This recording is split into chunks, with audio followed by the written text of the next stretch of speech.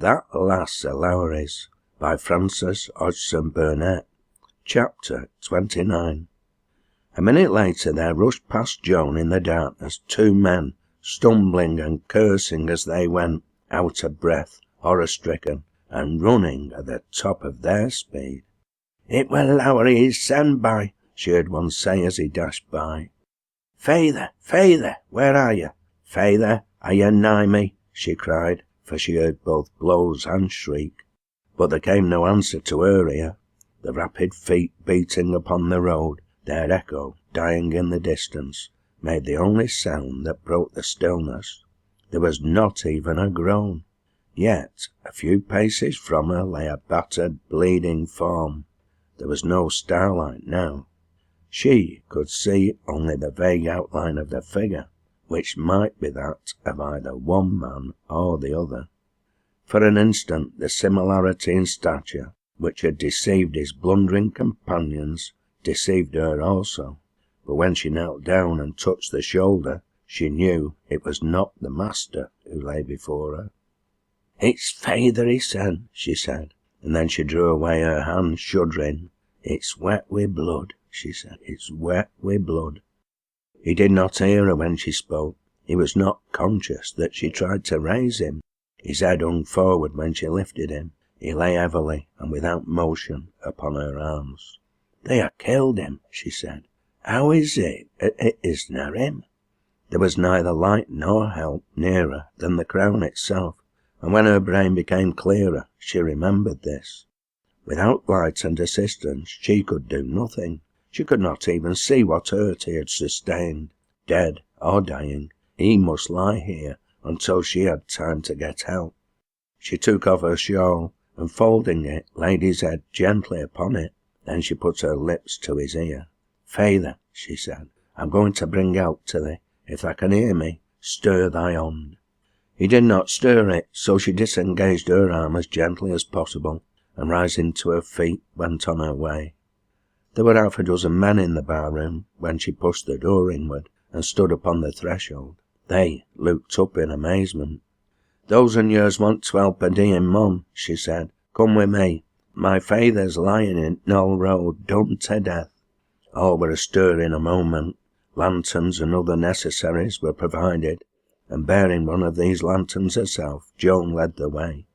As she stepped out onto the pavement, a man was passing, and attracted by the confusion, turned to the crowd.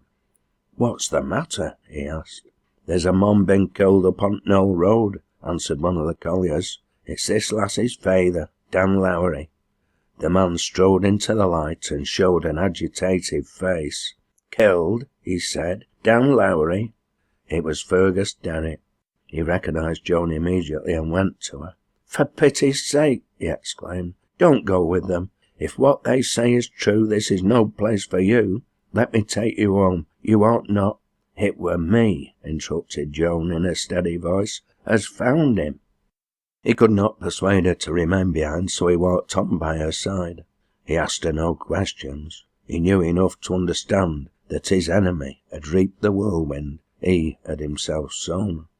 It was he who knelt first by the side of the prostrate man, holding the lantern above the almost unrecognisable face. Then he would have raised the lifeless hand, but Joan, who had bent down near him, stopped him with a quick move. "Dunna do that," she faltered, and when he looked up in surprise, he comprehended her meaning, even before she added in a passionate undertone the miserable words, "There's blood on it as might have been your own." "There's a bottle here," someone cried out suddenly. "A bottle as I just set me foot on. Chaps, there's been vitriol throwed." "Aye," cried another, "so there has. Chaps, you look here. They're villains has vitrioled him." They laid him upon the shutter they had brought and carried him homeward. Joan and Derrick were nearest to him as they walked. They were not far from the cottage, and it was not long before the light glimmered through the window upon them. Seeing this, Joan turned to Derrick suddenly. "I mun hurry on before," she said. "I mun go and say a word to Liz. Coming all at once, the sight 'ud fear her." Reaching the house, she pushed the door open and went in. Everything was so quiet that she fancied the girl must have gone to bed. "Liz," she said aloud. "Liz!" A voice fell with an echoing sound upon the silent room. She looked at the bed and saw the child lying there asleep. Liz was not with it. She passed quickly into the room adjoining and glanced around. It was empty. Moved by some impulse, she went back to the bed, and in bending over the child, saw a slip of paper pinned upon its breast, and upon this paper Joan read, in the sprawling hand she knew so well, "Dunna be hard on me, Joan, dunna. Goodbye." When Derek entered the door, he found Joan standing alone in the centre of the room, holding the scrap of paper in her hand.